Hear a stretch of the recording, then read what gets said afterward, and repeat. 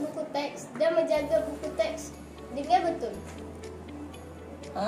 Saya rasa perkara yang penting adalah tentang kepentingan buku teks kepada kita semua.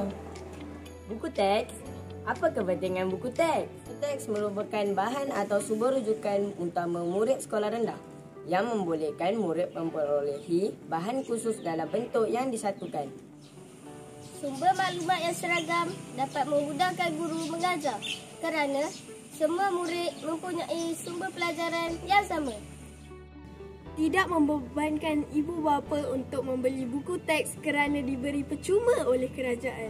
Buku teks merupakan bahan bantu mengajar yang membantu guru dalam proses merancang aktiviti dalam pengajaran.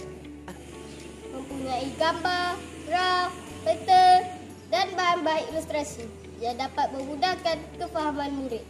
Dibuat berdasarkan sukatan pelajaran dan huraian sukatan pelajaran yang menghadkan tahap penguasaan pelajar mengikut darjah.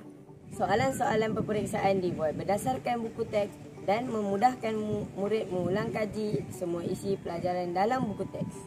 Mempunyai bahan-bahan pengajaran seperti latihan dan soalan dan dapat meringankan beban guru dalam penyediaan bahan PDPC.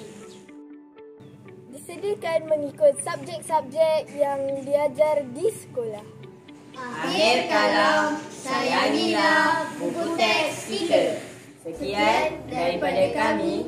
Saya Muhammad Fanaufan. Saya Muhammad. Saya Amrul Adam. Bye.